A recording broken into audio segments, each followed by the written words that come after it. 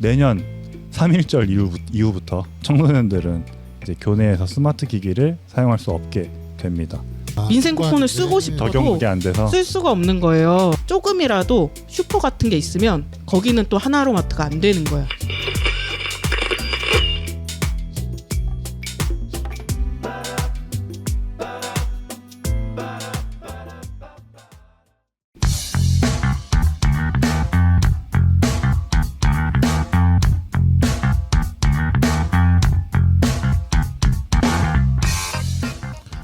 부지직 36번째 시간입니다.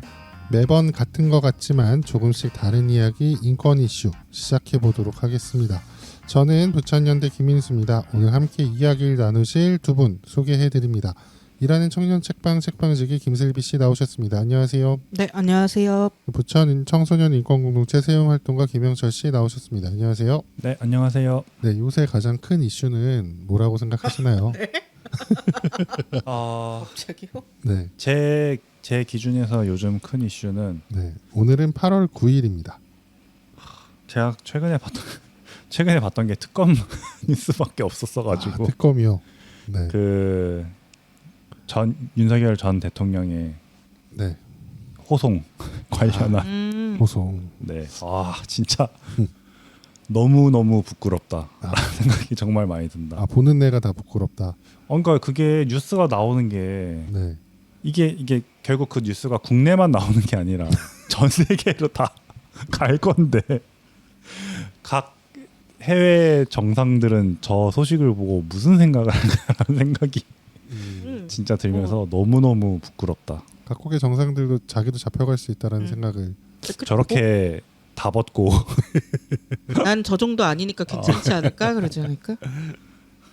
어지럽다라는 생각이 들었습니다. 네, 슬비 씨는 뭐 요새 저는 최근에 본 기사들이 이제 중대재해처벌법이나 네, 이제 스토킹 사례가 음, 이제 최근에 뭐 일주일 사이에 3분이 돌아가시고 이제 막 그런 일들이 계속 있었어가지고 저한테는 그게 가장 좀 큰 이슈인 것 같아요.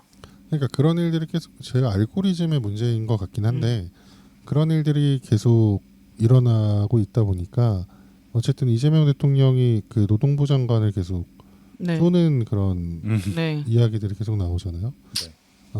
그래가지고 그게 이제 저도 좀 기억에 남는 것 같아요. 그러니까 뭐 쿠팡을 노동장은 쿠팡을 목요일에 간다고 했다가 수요일에 갔다든지 뭐 이제 이런 기사들이 있긴 하죠. 근데 또 네. 쿠팡은 온도계에다가 에어컨을 틀고 있고 이제 맞아. 봤어요. 충격. 그런 게 있잖아요. 그런 사실들이 약간 소설이나 만화책이나 나올 것 같은 그런 악덕 사업 어떤 그런 건데 맞아요. 실제로 하고 있어서 심지어 막 기계만 있는 데는 에어컨이 돼. 근데 사람이 있는 데는 안 돼. 왜냐면 기계는 뜨거워지면 다운되니까. 그렇죠. 사람은 다운돼도 또 추가하면 돼. 약간 이런 느낌? 매번 레전드 갱신 중. 그래서 진짜 그 뭐더라 그 지금 이 방송이 나가는 건 8월 25일이라 네. 이제 한참 있다가 나중에 일일 수도 있겠지만 뭐였죠? 건설 사업을 못하게 하겠어. 포스코 ENC? 네.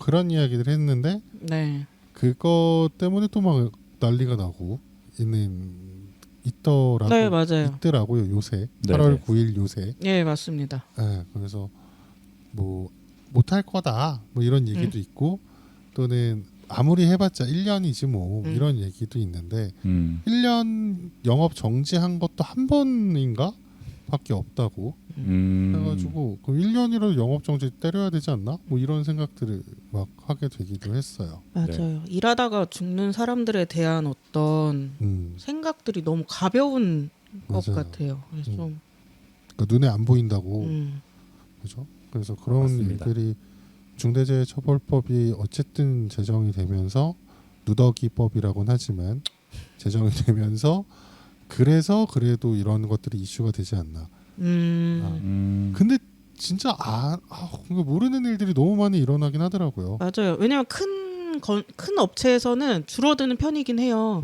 근데 대신에 하청업체에서 더 늘어가지고 그래서 이제 기사가 더 안 나는 거죠. 그렇습니다. 네. 그러니까 노동자가 죽는 것에 대해서 좀 더 경각심을 가질 수 있는 계기가 되면 좋겠다라는 네. 생각이 듭니다. 네. 네, 그럼 인권 이슈는 슬비 씨가 진행을 하는데요. 예. 저는 거의 아무 말도 안 할 예정입니다. 왜요? 오, 여러분 두 분이 준비를 하셨기 때문에 아, 네. 그래서 그냥 코멘트 정도 이렇게 과연 코멘트가 길어지지 않도록 신경 쓰셔야겠네요. 네. 매번 같은 것 같지만 조금씩 다른 이야기 인권 이슈 짧은 인권 이슈 네, 바로 넘어가 보도록 하겠습니다.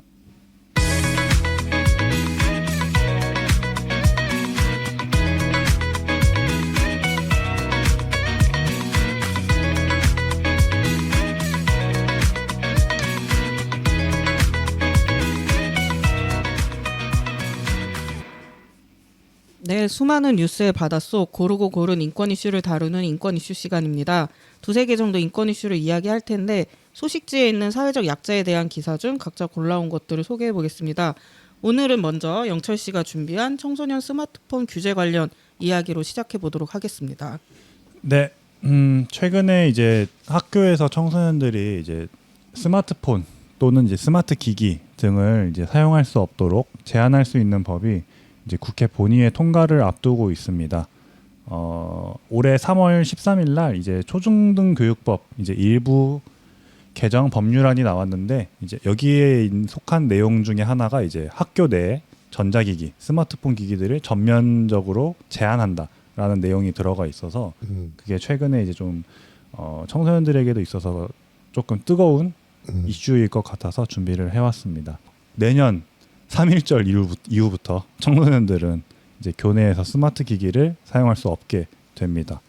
그래서 이 교내 스마트 기기 사용의 전면 제한이라는 게 뭐 사실 이 문제가 사실 어제 오늘은 아니잖아요. 그쵸. 학교 안에서 뭐 스마트폰을 너무 많이 써서 뭐 수업에 집중을 안 한다라는 뉴스도 너무나 많고 그 스마트폰 때문에 막 교사와 학생이 싸움이 나는 기사들도 되게 많았었고 그래가지고 이게 검색 스마트폰 뭐 청소년 뭐 교권 이런 키워드만 몇 개 조합해서 검색해도 기사가 진짜 많이 나오거든요. 그래서 진짜 학생들한테 스마트 기기를 자유롭게 주는 게 과연 정말 학생들한테도 좋은 거냐라는 이야기도 많이 나오고 그러니까 정말 그거를 학습에 정말 유용하게 사용하는 청소년이 얼마나 있냐라는 얘기부터 해서 오히려 그게 청소년들의 학습에 더 지장을 주는 거 아니냐 안 좋은 쪽으로 네. 그런 여론들도 되게 매우 많았어가지고 네. 이제 좀 해외에서는 어떻게 하고 있나도 좀 찾아서 이제 소식지에 넣었거든요. 근데 이제 저도 이제 찾아보면서 알게 됐는데 스마트 기기에 대한 사용 제한을 해외에서는 저는 더 자유롭게 할 줄 알았는데 추세가 점점 해외들도 이제 스마트 기기 사용을 점점 제한을 하고 있다. 그래서 이게 막 단순히 뭐 서양, 뭐 유럽뿐만이 아니라 그래서 더 다양한 뭐 대만이나 중국이나 아주 뭐 핀란드 이런 쪽에서도 스마트 기기에 대한 제한을 청소년들한테 하고 있다. 이게 디지털 규제라고도 말은 하고는 있는데 그래서 이게 청소년들이 스마트 기기를 사용하면서 이제 학습뿐만 아니라 이제 뭐 그런 스마트 기기를 통한 이제 뭐 자극적인 미디어, 뭐 콘텐츠 이런 거에 이제 접촉하기 쉬운 그런 위험성까지 다 감안을 해가지고 이제 제한을 하는 추세더라고요. 그래가지고 그런 상황이었는데 이제 그 법안이 일부 개정 법률안이 나왔을 때 이제 국내에서 이제 시민사회단체와 청소년 인권단체들이 이제 연대해가지고 학생인권법과 청소년 인권을 위한 청소년 시민 전국행동 이 아래로 이제 줄여서 청시행이라 해가지고 이제 법안의 재논의를 요구를 했습니다. 그래서 이미 그러니까 이미 우리나라 학교도 이 법안이 없는 상황에서도 충분히 스마트폰이나 스마트 기기 사용을 제한을 하고 있었었고, 그러니까 학교의 학칙만으로도 이게 규제를 할 수 있었던 상황이었는데 이거를 법안으로까지 아예 명시를 해버리는 게 학생들의 사생활의 자유, 그리고 통신의 자유, 행복 추구권에 과도하게 침해한다라고 이제 주장을 하면서 법안의 재논의를 요구를 하였습니다. 그래서 이게 또 다른 여러 가지 칼럼이나 기사에서도 이제 이 스마트폰을 청소년들한테 금지하는 게 또 최선이 아니라 이 스마트폰에 이제 부정적인 영향을 줄이기 위한 다른 대안도 필요하다. 이런 이야기도 나왔습니다. 그래서 여기에 부모의 역할도 되게 중요하다고 나왔고 이 스마트 기기 사용을 하는 데 있어서 되게 여러 가지 막 대안이 나온다. 무조건 금지하는 게 답이 아니다. 결국 그 스마트폰을 사용하는 것도 물론 그 집에서 사용하는 것도 있겠지만 아무튼 좀 적절하게 사용하는 방법과 좀 효율적으로 사용하는 방법들을 잘 알려줘야 하는 것도 있고 부정적인 영향을 줄이기 위해서는 또 꼭 이런 교육 쪽 법안뿐만이 아니라 다른 쪽의 분야에서도 어떻게 보조할 수 있는 정책이나 제한들이 좀 더 마련이 되어야 된다. 그런 부적절한 컨텐츠에 대한 접근성 같은 거를 제한할 수 있는 이제 그런 이야기들도 나오는 내용이었습니다. 수업 중 그렇죠. 교내 하다 보니까 그래서 이게 아까 해외 사례들도 몇 가지 있었는데 아예 프랑스 같은 경우는 학교에 들어서는 순간 못 다 끄게. 그래서 뭐 쉬는 시간이든 점심시간에 상관없이 학교에 들어가는 순간 무조건 스마트 기기 다 전원을 끄는 식으로 하는 경우도 있고 해서 이 얘기를 아까 부지직 두화 전에 이제 청소년 인권단체 세움에서도 잠깐 얘기가 나왔었는데 이 법안을 얘기했을 때도 거기서도 진짜 다 또 의견이 다르더라고요. 그래서 금지하게 되면은 오히려 그러니까 핸드폰을 못 하게 되면은 쉬는 시간이나 점심 시간에 좀 더 친구들이랑 이제 더 어울려서 놀 수 있으니까 조금 더 좋을 것 같다라는 의견을 낸 청소년도 있었고 또 한편으로는 이게 사실 아까 말했듯이 이제 이미 교내 교칙으로도 이미 제한을 지금 하고 있는 상황에서도 낼 애들은 내고 안 낼 애들은 어떻게든 안 낸다. 뭐 예를 들면 진짜 공기계 하나를 더 갖고 와가지고 휴대폰 제출하라 할 때 그냥 공기계 제출하고 쉬는 시간에 그냥 본인 핸드폰 그냥 마음대로 쓰는 학생들도 있고 이미 이런 교내 교칙이나 학칙으로도 안 지켜지고 있는 상황에서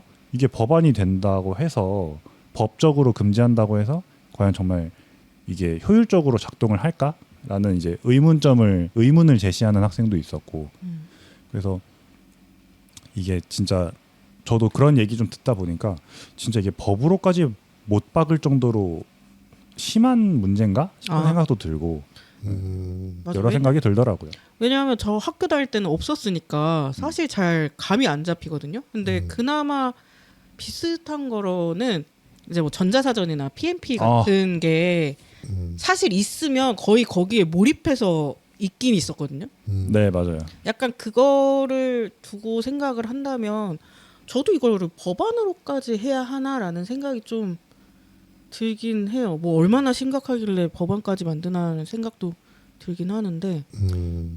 그래서 그러니까 저도 저렇게 핸드폰을 걷고 이제 막 돌려주고 했던 게 고등학교 2학년쯤부터였거든요. 그래서 그때 이제 아침 조례 때 걷어요. 그리고 종례 때 돌려주고 했었었는데 그래서 저도 학창 시절 때 아까 그 다른 청소년이 말했던 것처럼 진짜 그냥 공기계 하나 갖고 와서 내고 그런 청소년들이 있었어요. 하려면 하죠. 네. 뭐 예를 들면 안 쓰는 기계, 뭐 핸드폰을 바꿔가지고 기존 핸드폰을 반납 안 하고 갖고 있다가 학교에 그냥 제출하는 용도로 사용한다던가 그렇게 하다가 걸려가지고 기존에 본인이 사용하던 핸드폰도 압수당하는 그런 사례도 막 봤거든요. 그래가지고 이게 진짜 막 법으로 무조건 금지하고 통제하고 제한하는 게 당장 눈에 보이는 효과는 보이겠죠.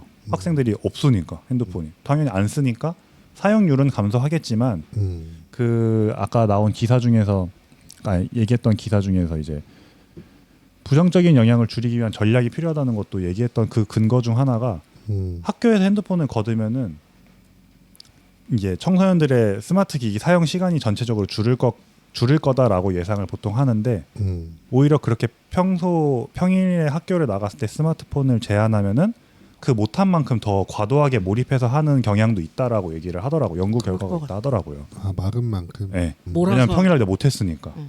주말에 오늘 나 진짜 아무것도 안 하고 핸드폰만 그러니까 이게 약간 조삼모사 같은 느낌이라는 거예요. 그러니까 지금 당장 학교에서 통제한들 청소년들의 스마트폰 중독이나 과의존이 줄어들지가 않는다. 오히려 더 다른 근본적인 대안이 필요하다. 이게 스마트폰에 과의존하지 않고 좀 건강하게 청소년들끼리 뭐 좀 더 얼굴을 마주보면서 대화를 하면서 좀 활동할 수 있는 그런 시스템을 좀 더 마련해서 청소년들이 적극적으로 참여할 수 있는 환경을 만들어줘야지 지금 문제를 해결하겠다고 갖고 있는 걸 뺏는 거는 도움이 되지 않는다. 그런 얘기를 하는 기사들도 많이 나오더라고요. 정말 많이 알아보셨네요. 네. 대단합니다. 왜요? 왜 앞에 예고해드렸던 네. 대로 추임새 정도 코멘트 정도 지금 그래서 약간 불안해. 왜? 너무 아무 말도 안 하시니까 내가 왜 틀렸나? 뭐가 계속 핸드폰을 보셔서 내가 뭐 지금 잘못 말해서 확인하시는 약간 이런 생각이 들어가지고 궁금한 게 생겼습니다. 네. 처벌 규정이 있나요? 제가 그걸 지금 계속 찾아보고 있거든요. 아 처벌 규정이요? 네. 처벌 규정은 따로 없는 걸로 알고 있어요. 그냥 제한할 수 있다. 학교에서 법적으로 제한 권리를 주는 거구나 네. 학교에. 아 그럼 지금도 어차피 하고 있는 그거에 대해서 인권 침해 아니다.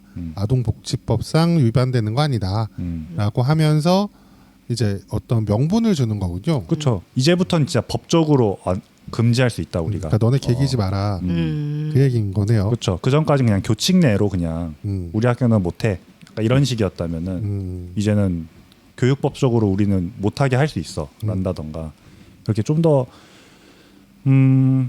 그렇죠. 강하게 압박할 수 있는 거죠. 청소년들을. 그러니까 저는 이게 청소년들이 스마트폰을 써야 돼 말아야 돼라고 하는 걸 논외로 치고 네. 저는 이 청소년 인권을 외치는 단체에다가 그걸 못하게 강제하는 법이라고 생각이 저는 들어요. 청소년 개별에게 문제 삼는 게 아니고 이거는 학교에서 이렇게 그 청소년들에 대한 어떤 제재를 하는 것에 대해서 면죄부를 주는 그거에 대해서 이제 문제 제기를 하는 것을 막는 용도로 사용을 하는 것 같다. 스마트폰으로 지금 되게 중심이 가 있는데 맞아요. 그거 아니라고 생각해요. 스마트폰을 쓰고 안 쓰고에 대한 인권 문제를 얘기하는 그 단체들의 입을 막는 법이 되지 않을까. 그런 법이 그 취지로 만들어지는 법 같아요. 그냥 그런 생각이 듭니다. 네. 패널로서 한마디 한다면 패널이라고요? 패널이 진행자 아니잖아요. 진행자 아니고 전문가 저 이거 뭐 알아본 저희 사람 공동 진행 아닌데요?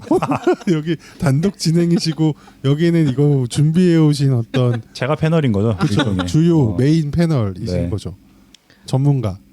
그치. 여기서 깔깔이 이렇게 깔깔이라면 깔깔이 뭐냐 셉셉이 뭐라고 써야 되지? 추임새요? 어쨌든 그런 거 담당하는 사람. 근데 저는 이거 봤을 때 어쨌든 나름 복지국가라고 하는 다른 이제 나라에서도 네. 전체적으로 이제 이런 스마트폰이라든지 다 금지를 하고 있잖아요. 네. 그러면 어떤 목적이 주로 어떤 목적으로 이제 금지를 하는 건가요? 어떤 명분이 있잖아요. 명분은 실제로 그 영철 씨한테도 얘기를 했었는데 그 불안 세대 아닌 책. 책 맞나? 거기에 이제 스마트폰 사용에 대한 어떤 문제들이 엄청 많이 나오거든요. 그러니까 물론 뭐 학습을 아까 말한 그런 학습권에 대한 이야기도 있거든요. 학습을 제대로 못 한다던가 그런 것도 있지만 또 그 외에도 아까 말한 또 뭐 부적절한 콘텐츠에 너무 쉽게 접촉된다는 것, 그리고 그런 것들을 또 배워서 학교에서 한다는 것, 뭐 이런 것들을 계속 얘기를 하죠. 그러니까 외국 같은 경우는 스마트폰이라고 하면 그 전화기의 용도라기보다는 저기서는 이제 SNS에 좀 더 초점이 가 있는 거예요. 여기서 스마트폰이라고 퉁치긴 했지만 그 SNS를 이제 너무 어린 나이부터 접하게 되면 안 좋다. 그리고 너무 많이 접하게 되면 좋지 않다. 이 얘기인 거지. 스마트 기기에 대한 얘기는 저는 아니라고 생각을 하거든요. 맞아요. 근데 그 우리나라 같은 경우는 스마트폰 있잖아요. 네. SNS에 대한 규제라기보다는 그냥 스마트폰 자체로 초점이 더 가 있는 것 같은 느낌. 그러게요. 그냥 좀 저도 스마트폰 자체보다는 여기 미국 같은 경우는 어쨌든 뭐 소셜 미디어 13세는 가입 금지, 뭐 아동 SNS 제한, 아니면 뭐 영상 시청 금지 뭐지 요런 것들이 사실 좀 더 주가 되는 게 맞지 않나라는 생각이 들어요. 왜냐하면 스마트폰을 하려면 진짜 아까 얘기했던 대로 네. 하려면 해.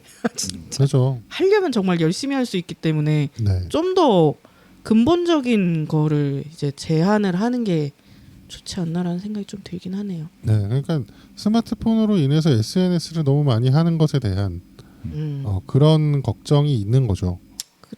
네.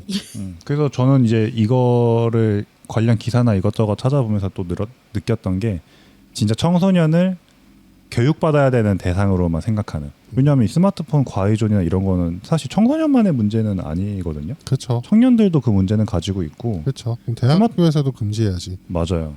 스마트폰 중독은 사실 누구나 다 그치. 당한다 그래. 중독된다. 중독이 되고 하는 건데 맞아요. 청소년들을 유독. 맞아요. 청소년들은 진짜 중독되면 안 돼라는 식의. 왜냐하면 공부해야 되잖아. 란다던가. 아니 뭐 어른은 사실 굳이 신경 안 쓰는 거죠. 그렇죠. 알아서 좀- 하든. 거기서 못하면 도태되겠지. 그냥 물론. 그런 느낌인 거잖아요. 살아남으려면 알아서 하던가 이제. 음. 근데 청소년은 뭐 진짜 아까 얘기했던 것처럼 좀 관리해야 하는. 객체로 보는 거죠. 음. 일종의. 주체보다는. 맞아요. 그러니까 거기에서 얘기하는 교육받아야 된다라고 하는 그 교육도 되게 수동적인 교육만을 얘기를 하는 것 같아서 네. 그러니까 오히려 저는 적극적으로 적극적으로 어떤 걸 이걸 해결해야 된다라고 한다면 실제로 뭐 그 법안 안에는 스마트폰을 어떻게 잘 사용해야 되는지 교육이나 이런 것들이 있는데 그것도 물론 그것도 수동적인 교육일 거라고 생각이 들고 실제로 어떻게 하면 잘 사용할 수 있을까에 대한 토론들이 되게 많이 청소년들이 일어나야 된다고 생각을 해요. 네. 맞아요. 그리고 어른들이 만들어내는 컨텐츠에 대한 제한도 좀 사실 있어야 된다고 보고 너무 네. 약간 이미 어른들이 그렇게 만들어 놓으면서 학생들이 이걸 보면 안 돼. 그러니까 스마트폰을 빼서 이건 아니고 어른들이 만들 때부터 애초에 뭐지 청소년 그 등급 제한 그런 거, 연령 등급 그런 거요? 그런 거를 맞춰서 만들던지. 저도 근데 요즘 그건 좀 느껴요. 유튜브에 워낙 많이 올라오잖아요. 이제 그런 공중파들도 이제 유튜브를 만들어서 관련 예능을 많이 올리고 뭐 유튜버들도 많이 섭외하고 뭐 방송인들도 많이 섭외하곤 하는데 또 이제 방송인들도 개인 유튜브도 많이 찍고 하는데 이게 사실 애초에 플랫폼이 유튜브다 보니까 적용될지는 거의 안 될 거라고 보는데 국내 그런 공중파 유튜브들도 이제 연령 제한 그런 걸 좀 이제 표시해야 되지 않을까? 유튜브 영상에도 그런 생각이 그러니까 문득 들더라고요. 제한이 없이 그냥 다 볼 수 유튜브는 없어요. 그렇죠. 그 연령이 없다 보니까 진짜 보려면은 다 볼 수 있고 그런 뭐 언어 같은 거에서도 있어서도 되게 은어도 많이 나오고 욕도 많이 나오고 물론 맞아요. 좀 삐처리를 하긴 하지만 삐처리를 해도 무슨 욕인지 유추가 되잖아요. 그런 것들이 많은 거를 보고 문득 들긴 하더라고 어느 순간. 예를 들면 뭐 MBC든 SBS든 그런 공중파 유튜브 채널들은 최소한 그래도 그런 연령 등급 뭔가 어딘가에 표시를 해야 되지 않나 싶은 생각. 워낙 유튜브가 또 접근성이 편하니까 그런 생각이 문득 들은 적이 있었습니다. 그래서 청소년들은 유튜브도 유튜브인데 틱톡을 더 많이 접한다고 해요. 그렇죠, 맞아요. 네. 틱톡도 많이 해요. 그런 거 접한다고 하고 이제 인스타 같은 것도 엄청 많이 한다고 하는데 그런 것들이 이제 우울감, 불안감들을 이제 증폭시킨다라고 하는 게 있고 맞아요.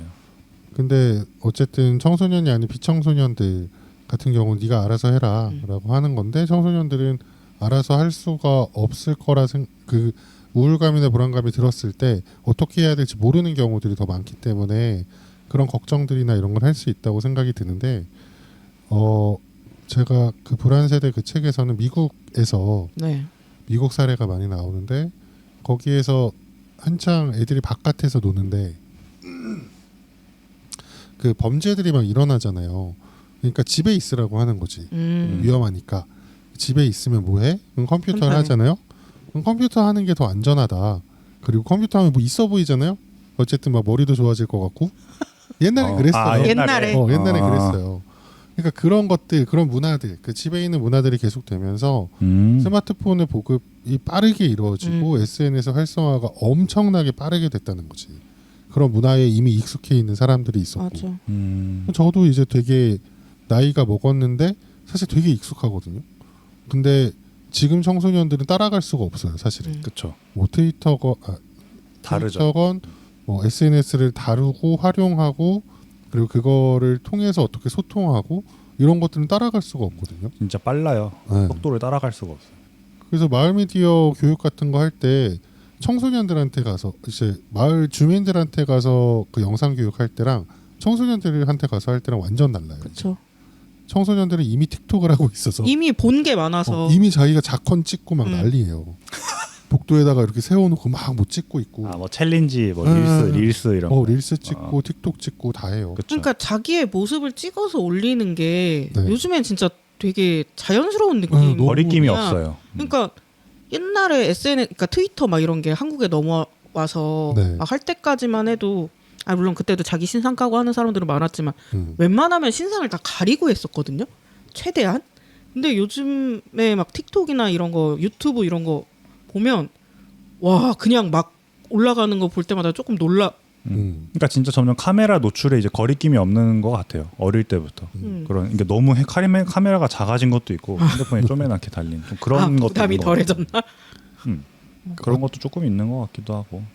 어찌됐든 SNS에 대한 대책은 저런 식으로 세우면 안 된다. 맞아요. 그런 게 저는 그 생각이 들고 이미 학교에서 다 진짜 그 말이 전 맞다고 생각해요. 이미 하고 있는데 그걸 뭘 법까지 또 만들어. 그런 생각. 네. 합의하에 학내에서 해야 되지 않나. 맞아요. 네. 학생들과의 어떤 그래서 옛날에 영철 씨가 음.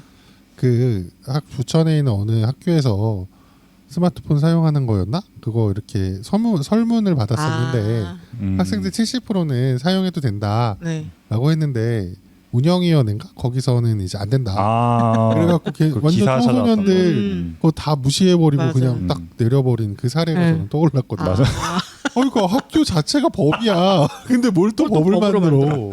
그러네. 그건 인권을 이야기하는 단체의 입을 막는 입망용. 거다. 그럴 수도. 라는 생각. 네. 영철 씨는 뭐 마지막으로 하고 싶으신 말씀 따로 있으신가요? 저요? 네. 없음 말. 생각이 안 나네요. 네. 없음 말. 약간 불태웠나 봐. 맞아.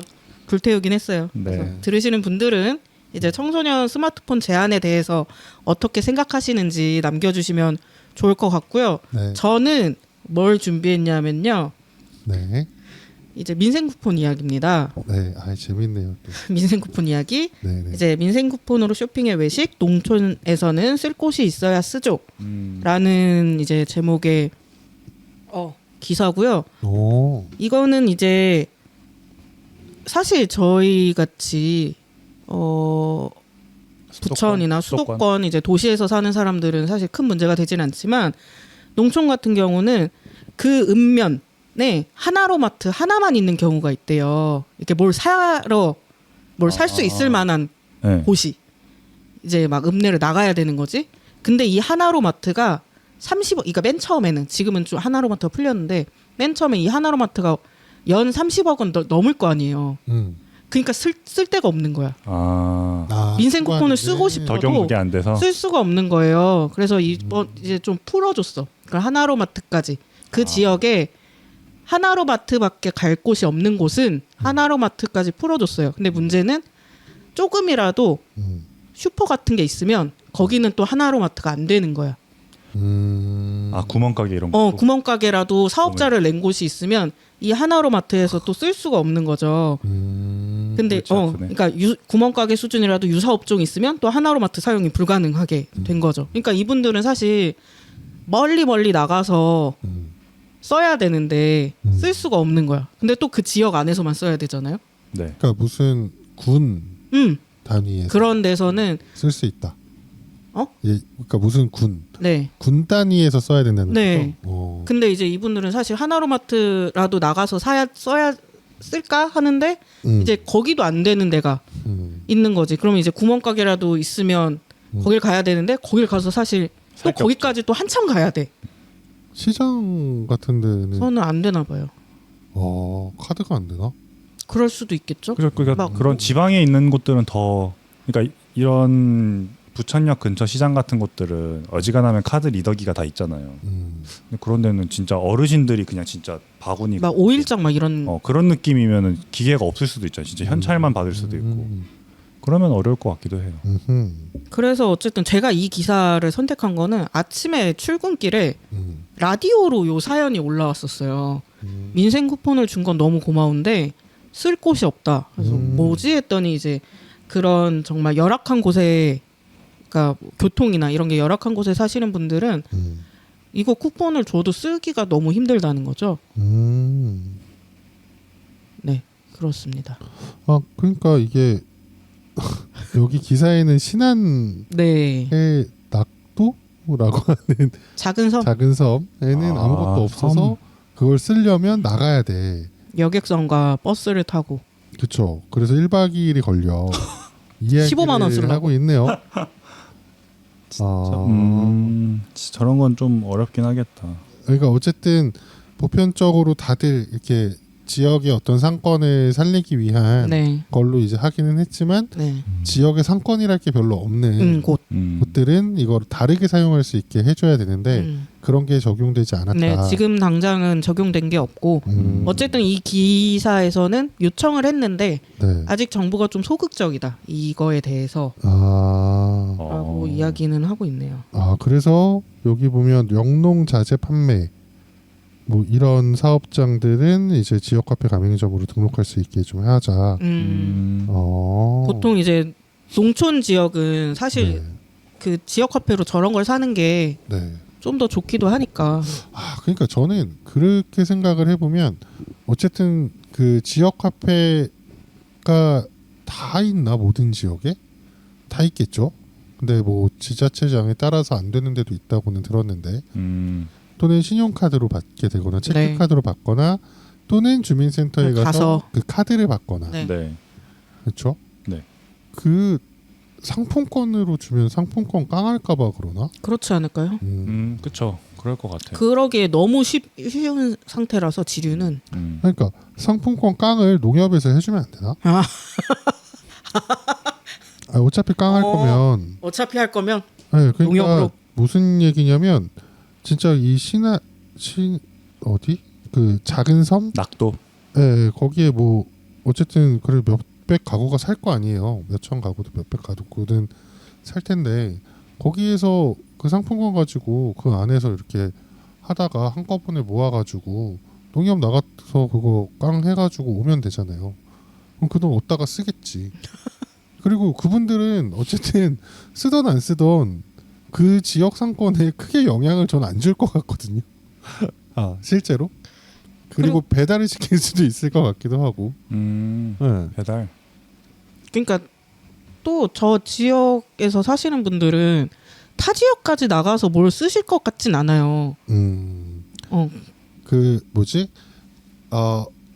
섬 생활하는 어떤 다큐나 예능이나 이런 걸 보면 그 내륙에서 섬으로 들어오는 배에 막 물건들이 어떤 물자들이 막 실려서 오면 그게 그 섬 안에 있는 어떤 가게로 들어가고 거기에서 이제 사고 뭐 이런 식이잖아요. 근데 거기 그 15만 원 이거 저는 이게 한편으로는 이제 그런 생각이 들고 일단 오늘의 상품권을 해서 좀 이렇게 범위를 넓혔으면 좋겠고 한편으로는 그런 생각이 드는데 또 한편으로는 이게 진짜야? 네? 그러니까 농촌 주민들이 실제로 상대적 박탈감을 느끼나? 라는 생각도 조금은 들어요. 저도 뭐 물어보진 않았지만 이 기사를 찾은 거는 라디오 사연을 들어서 찾은 거기 때문에 실제로 있는 분들도 계신 것 같아요. 저희 부모님 같은 경우는 이제 안동에 계시니까 네. 뭐 귀농을 하셔서 계시긴 하는데 근데 안동은 그래도 시내가 있어서 쓰시기는 하는데 진짜 저런 완전 외진 진짜 뭐 섬에 있다던가 아니면 진짜 뭐 내륙 지역에서도 진짜 외진 곳들이 있잖아요. 그런 곳에 사시는 분들은 진짜 쓰시기 힘들 것 같기도 해요. 예를 들면 진짜 버스가 하루에 한 대 오는 지역이라던가 아니면 너무 연세가 있으셔서 차 운전 같은 게 아예 불가능하신다던가 뭐 예를 들면 할머니 혼자 사는 집이라던가 네. 그런 곳들은 진짜 구멍가게나 이런 것도 없으면 사용하러 가기가 힘들 수도 있겠다라는 생각도 들긴 하네요. 그러니까 그거에 대한 그런 경우에 대한 대책까지는 마련을 못하고 좀 성급하게 시행된 느낌이 있는 것 같네요. 또 이렇게 기사를 보니. 약간 30억으로 일괄 적용을 우선 시켜버렸으니까. 근데 이제 또 뭔가 이제 사건이 발생한 거잖아요. 그러면은 이거는 또 지자체별로 규제를 또 다르게 하는 게 맞지 않나라는 생각이 들고. 저건 진짜 약간 도시 이런 수도권에 맞게끔 잡아놓은 것 같긴 해요. 30억이면. 근데 어쨌든 처음엔 하나로마트도 안 된다. 이거에서 되게 불만이었을 것 같아요. 네, 저는 그게 제일 불만이었을 것 같고 네. 이제 그거를 조금 해결을 해나가는 과정 중에 있는지 않을까? 네, 그런 게 있는 것 같습니다. 그래서 다른 지금 최근 좀 더 최근 8월 7일에 있는 그 똑같은 저 농민신문에서 나온 기사가 농촌 식품교통에 이어 민생 쿠폰 사막화라는 기사가 사막화. 또 있습니다. 아, 안 되는 곳. 네, 그래서 인구 감소 지역까지 사용처가 제한이 되어 있고 이제 실제로 이제 이게 효용성이 없다. 그리고 경제적인 편익이 떨어진다. 그래서 어디에서 사용할 수 있게 해달라는 건지 해야 한다는 건지를 지역 농축협 매장에서만이라도. 그러니까 그게 아직도 안 되고 있다라는 얘기인 그렇죠. 거죠. 안 되고 있으니까 하나로 하게 마트에서도 되나. 아직도 사용을 못 하고 있다라는 거죠. 아니면 하나로마트는 저거랑 다른 다른 해당 사항 하나로마트는 아닐까요? 하나로마트인데 저거는 또 지역 농축협 매장 안에 있는 다른 또 그런 게 있을 수도 있죠. 야, 진짜 속상하다 이건. 그러니까 사실 이게 전 국민에게 15만 원, 뭐 15만 원보다 더 받는 분도 계시겠지만 이렇게 나눠줬어. 근데 다 막 쓴대. 근데 나는 쓸 데가 없으면 좀 기분이 나쁘죠. 뽕 할 수도 있다는 생각이 들어. 나는 줬는데 이거 쓰라는 거야 말라는 거야. 심지어 제한도 있잖아요. 어. 11월까지 무조건 다 소비를 해야 없어져. 그러니까 이 민생 쿠폰을 내면서 뭐라 그러지? 이거 예상 남기다라고 했을 때 그게 아니야. 이거는 지역 상권을 살리는 그런 용도의 정책 자금이야라고 얘기를 했거든요. 네. 근데 지역에 근데 농협 하나로마트나 이런 데는 지역 상권이라고 보기가 좀 힘들잖아요. 그렇죠. 그러니까 거기는 이제 뺀 당연히 건데. 적용이 안 되는 거 맞아. 그러니까 그 취지대로 할 거면 진짜 동네 미용실, 뭐 동네 안경점 이런 데서밖에 못 쓰는 거고, 진짜 동네 그냥 슈퍼 그런 데서 이제 간식 사 먹고 뭐 이런 정도 쓸 수 있겠죠. 네. 네. 그러니까 이게 근데 따지고 보면 영철 씨도 약간 아까 우리 얘기했을 때 네. 이거랑 비슷한 상황 아니에요? 그러니까 주변 편의점밖에 못 편의점. 가는 아, 밖에 안 그렇죠, 가고. 그렇죠, 그렇죠. 저도 편의점 있고 주변에 쓰려고 가려면은 걸어서 한 15분 가야 되는 거긴 한데 시장이 있긴 하거든요. 근데 시장까지 날이 너무 더워서 가기가 싫어서 안 갔던 거였어서 버스 같은 게 가는 게 없어서. 그러니까 이게 어쨌든 시민들한테 돈을 써요 하면서 이제 도와줄게, 또는 가게에 도움이 되었으면 되게끔. 좋겠다라고 하는 취지가 있지만 그렇게만 하면 너무 공격을 받기 때문에 경제적 효과가 있어라고 하는 거잖아요. 아, 이거 진짜 어렵네요. 이 얘기 진짜 좀 저는 아까 되게 이상한 말들을 쭉 했었는데 진짜 어려워서 그런 거예요. 이런 지역이 있고 그럼 어떻게 해야 돼? 그럼 농협 그냥 쓰게 해주면 되잖아. 근데 그러면 지역 결국에는 경제가 신규로 하는 데는 할 수 없는 그쵸. 거잖아. 근데 실제로 쓸 수 있는 데가 없는 데도 있어. 이런 얘기인 거잖아요. 그렇습니다. 어려우셔서 너무 그러니까 사실 따지고 보면 부천에서 부천페이를 가지고 그냥 이마트 가서 사는 거나 똑같은 얘기예요.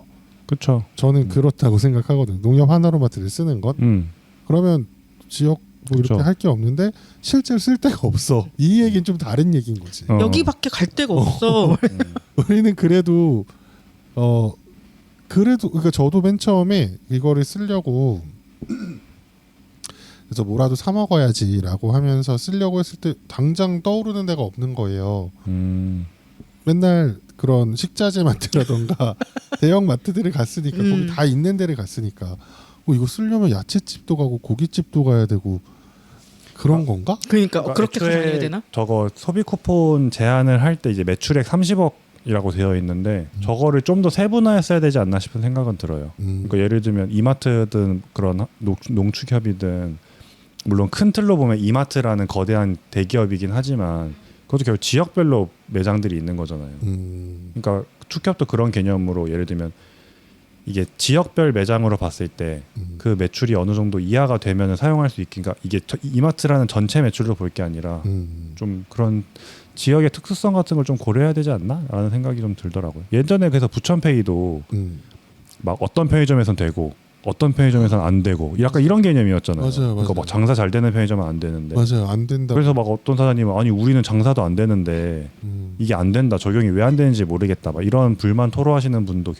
계셨었거든요. 왜냐면 사업자가 한 명인데 그 앞으로 돼 있는 그치. 매장이 맞아요. 많았고 그렇죠. 그리고 매출이 그게 너무 그쵸. 맞아. 뭐 그런 것도 있긴 하겠지만 아무튼 좀 이게 딱 단순히 30억 이상은 안 돼라고 하는 게 아니라 조금 더 세밀한 기준이 있었어야 된다는 생각이 드네요. 그러니까 취지는 새롭고 좀 더 영세한 곳 중에 새로운 곳에 가서 좀 돈을 써보세요라고 쓰세요. 하는 취지긴 한데 새로운 곳이 없다. 지금 불경기에 누가 창업을 하나 싶기도 하고 어떤 새로운 매장이 생겨서 아니 그 신매장이 아니라 내가 안 가던 그러니까 새로운 매장. 예. 하나로 하나밖에 없는데. 그러니까 그런 매장이 아예 안 생기는데 그런 그치. 지역들은 맞아요. 그래서 맥도날드도 그러니까 이게 기업마다의 어떤 수익 구조가 달라서 그런 것 같기는 해요. 맞아요. 맥도날드도 되는 데가 있고 안 되는 데가 맞아요. 있어요. 그래요? 네. 제가 찾아보면- 검색했을 때는 맥도날드는 아니고 롯데리아가 그런 걸로 아는데 어쨌든 롯데리아건 맥도날드건 어느 점은 되고 맞아. 어느 점은 안 지점별 상위 약간 이렇게 돼 있어요. 그치. 지점마다 매출액이 다를 테니까. 돼요. 근데 그러면 이마트나 이런 걔네는- 데는 아무리 못해도 30억은 찍나 보죠. 그리고 하나로마트가 그렇게 지역에 있는 그런 농축협에 있는 하나로마트가 30억을 찍을까? 안될 것 같은. 거기 농자재 이런 거 한 번에 팔면 좀 되지 않을까요? 알겠습니다. 아니면 뭐 진짜 하나로마트는 아예 뭔가 소상공인한테 안 가서 그냥 아예 애초에 제꼈나? 그렇죠. 그런 생각이 좀 드네요. 저는 그 생각이 더 큽니다. 그래서 제꼈는데 어이쿠 이제 지금 이야기가 나오는 것 같고 그래서 어떻게 해야 된다가 하나로마트에서 하게끔 해야 돼. 그리고 지역 상품권을 사용하게 해야 돼. 좀 요 얘기입니다. 야 이게 진짜 아니면 신청을 받게 해도 괜찮을 것 같아요. 지역 상품권 전환 신청. 그 근처 주민센터나 이런 데 방문해서 그 지역에 맞게. 그러면 어떨까라는 생각이 문득 드네요. 맞아요. 실제로 되게 어렵다. 그리고 이걸 다루는데도 별로 없는데 MBC에서 한번 다뤘네요. 오. 만나면 좋은 친구. MBC 문화방송. 전북일보에서도 한번 다뤘네요. 네. 완주 무주 진안 이런 데서 하나로마트 농촌 지역마다 하나로마트 10곳에서 사용 가능한데 사전 정보가 없어서 사용처가 제한적이다. 네. 라는 이야기. 그렇군요. 어쨌든 저는 민생 쿠폰 쓰면서 쓸 데가 많아서 고민이었지. 저도요. 쓰지 못해서 이제 돈이 있는데 쓸 곳이 없어서 고민을 할 거라는 상상을 해본 적이 없었는데. 저는 했는데. 그러니까 이쪽은 진짜 실제로 어쨌든 사안은 조금 다르지만. 근데 쓰려면 쓸 수 있잖아요. 좀 안 먹으면 쓰는 거죠. 배달 시킬 수도 있고. 주변에 배달 돼요? 나 땡겨요로 배달하면 땡겨요로. 되잖아요. 아니 애초에 그게 인천 응. 인천 지역에 땡겨요로. 네, 너네 집에서 아니면 연대 안 되는. 뭔지 알아요. 뭔지 반찬 같은 걸 막 사놓던가 뭐 그럴 수 있지 않을까요? 맞아요. 네. 그렇게 한번. 아니면 뭐 배달이 되는 정육점이라도. 있더만 요즘에 응. 땡겨요 보니까 정육점에서 고기 팔아요. 그래요? 응. 네. 알아서 하겠습니다. 안 사겠다는 거죠? 근데 서점은 돼요? 그것도 사실 알아봐야 돼요. 검색해봐야 돼요. 아. 안 되면은 모르죠. 왜냐하면 송내 송내 북부역에 문고 사라졌어요. 폐점했어요. 경인문고? 저 며칠 전에 사러 책 얼마인지 가격대만 알아보려고 갔다가 문 닫았다고 주변 지역 가라고. 요즘 진짜 어디점 소풍점 어디점 있으니 그쪽으로 가시기 바랍니다. 그래도 큰 서점이었는데. 그러니까 되게 오래됐는데 거기가. 네. 그렇습니다. 네. 어쨌든 엄청 길게 했어. 아이고 세상에. 많이 드러내야겠구나. 네, 그렇습니다. 어쨌든 이거 민생 쿠폰 관련해서 의견 있으면 남겨주시면 고맙겠고요. 오늘 방송 어떠셨나요, 두 분? 네, 진짜 관심 없었던 것들에 대한 걸 알게 되었던 것 같습니다. 그래서 되게 이게 뭐 같이 함께하는 뭐 공동체다 뭐 어쩌다 이렇게 얘기를 하는데 진짜 모르는 부분들이 너무 많네요. 인권 이슈 할 때마다 그렇게 느끼는 것 같습니다. 네. 양철신. 네, 저도 청소년 이슈랑 이제 민생 쿠폰 관련해서 민생 쿠폰 저도 이 기사 접하면서 생각지 못한 부분이었어가지고, 그러니까 시골이어도 요즘에는 어지간하면 상권이 있지 않나라는 생각을 했는데, 저도요. 네, 기사 보니까 그러니까 섬이 진짜 생각지 못했어요. 섬이라는 특성을 생각 못해서 진짜 섬 같은 경우는 어려울 수 있겠다. 진짜 왕복값이 더 나올 수도 있겠다. 그런 생각도 들어가지고 아까 말했듯이 좀 그런 매출 그 소비 제한 기준을 조금 더 좀 더 촘촘하게 만들었어야 되지 않았나 싶은 생각이 좀 드는 시간이었습니다. 네, 저도 이번 거 찾으면서 정말 내가 어디까지 모르나라는 생각이 들기도 했고, 정말 인권 이슈 하면서 내가 관심 있는 것만 하는 게 아니라 정말 좀 더 폭넓게 봐야겠다는 좀 생각이 들었습니다. 네, 오늘 인권 이슈 의견 많이 남겨주시면 감사하겠고요. 오늘 방송은 여기까지 하겠습니다. 부지직 37회 북적북적으로 찾아오겠습니다. 다음 주에 만나요. 안녕. 안녕.